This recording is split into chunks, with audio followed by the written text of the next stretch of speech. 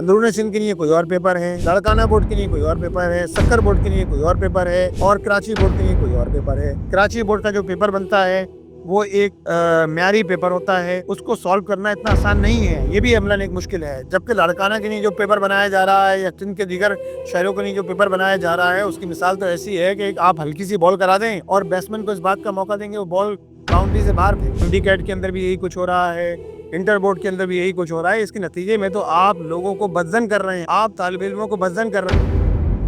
अब देखिए ना, बच्चों के नताइज का यहाँ तक मामला है। नताइज से पहले जो है वो एडमिशन प्रोसेस होता है, उसके बाद इम्तिहानी फॉर्म जाते हैं, उसके बाद नताइज आते हैं। नताइज के बाद एक और शराबा होता है कि कराची के बच्चे जो है वो यानी पास होने वाले बच्चों का रेशो जो है 28% है, 34% पास होने वाले बच्चों का रेशो है। जबकि इसके मुकाबले में लाड़काना का रेशो आप देखें तो जमीन आसमान का फर्क है। ये मसला तरजीहात का मसला है और ये पीपल्स पार्टी की तरजीह में ही शामिल नहीं है। और एडहॉक बुनियादों पर आप चला रहे हैं सारे निज़ाम को, पारसी कल्चर आप परवान चढ़ाते हैं। ऐसे मंजूर नजर लोगों को लाया जाता है कि जिनके अंदर ये अहलियत नहीं है कि वो कम अज कम बच्चों के अमलन, तो हमने देखा कि जो मुस्तकबिल के मेहमान हैं, जिनको कौम की सरपरस्ती करना है, जिनको लेकर बढ़ना है, आगे जो है वो पाकिस्तान को लेकर जाना है, अगर आप उनके साथ ये सलूक करेंगे तो नौजवान तो फिर मायूस होते हैं। इस पूरे जो अमल है इसका सद्देबाब उसी वक्त हो सकता है कि जब हुकूमत संजीदगी का मुजाहरा करे। पहली बात तो ये है कि हुकूमत ने ये बात तस्लीम कर दी कि कोई प्रॉब्लम है, जब ही उन्होंने चेयरमैन को हटाया। और वरना हुकूमत तो चेयरमैन को भी नहीं हटाती। और अगर इंक्वायरी कमीशन बनाया तो इंक्वायरी कमीशन तो पहले ही बना था,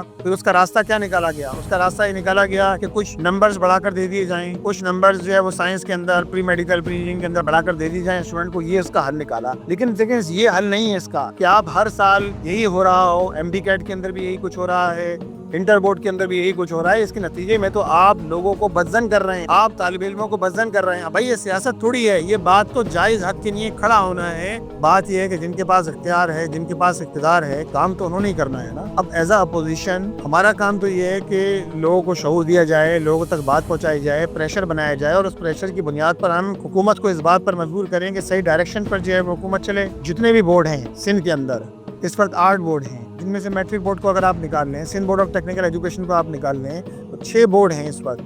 कराची में इंटर बोर्ड है, मीरपुर खास बोर्ड है, हैदराबाद बोर्ड है, नवाबशाह है, लाड़काना है, सक्कर बोर्ड है।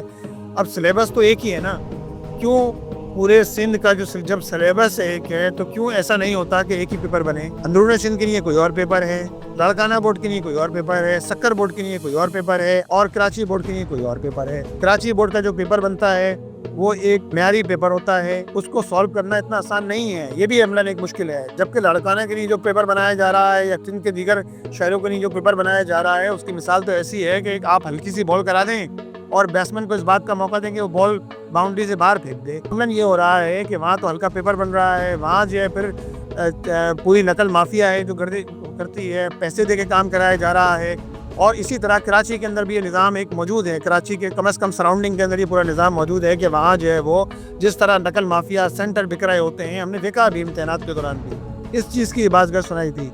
तो भाई इस सारे काम को रोकना, इन मसाइल को सॉल्व करना जिम्मेदारी तो हुकूमत की बनेगी ना।